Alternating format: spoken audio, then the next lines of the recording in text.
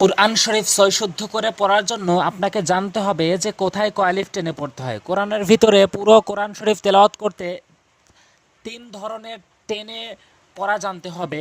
কিছু কিছু জায়গাতে এক আলিফ করে টেনে পড়তে হয় এবং কিছু জায়গাতে তিন আলিফ এবং কিছু জায়গাতে চার আলিফ করে টেনে টেনে পড়তে হবে।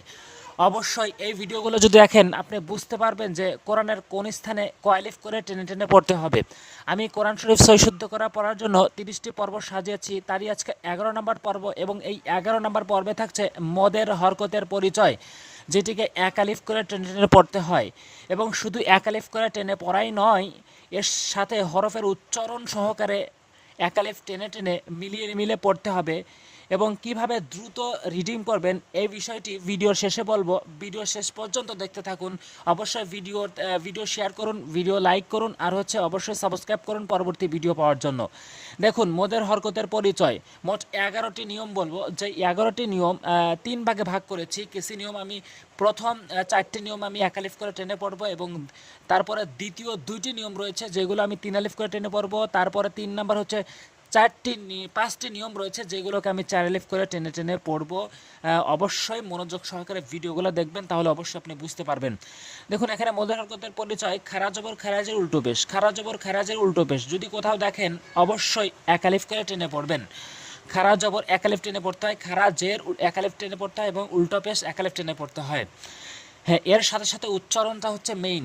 জাল খেরা জবর জা, অধিকাংশ লোক জাল খেরা জবর যা, জাল খেরা রি, অধিকাংশ লোক বলে জি, জাল উল্টা পেশে রু হয়, অধিকাংশ লোক বলে জু।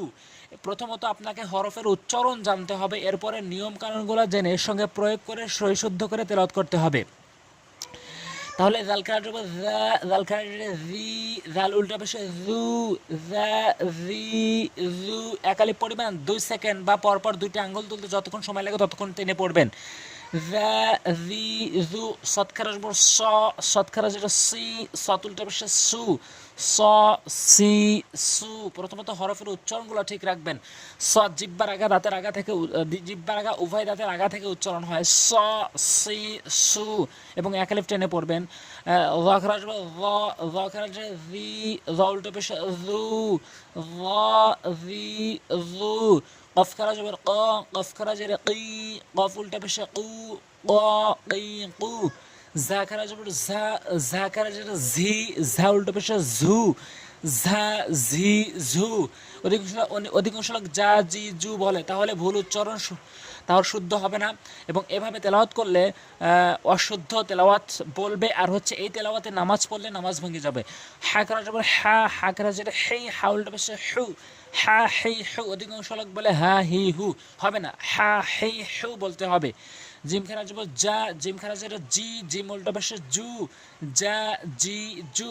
হা খারা যাব হা, হা খারা যাবে হি, হা উল্টা পেশে হু, হা হি হু।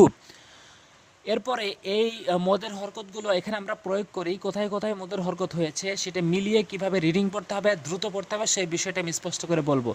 সিন জবর সা, লাম খারা জবর লা। সিন জবর সা হরকত দ্রুত পড়তে হয়। লাম খারা জবর লা, এটি মদের হরকত এক লেফট টেনে পড়তে হয়। সালা বানান করব, সালা।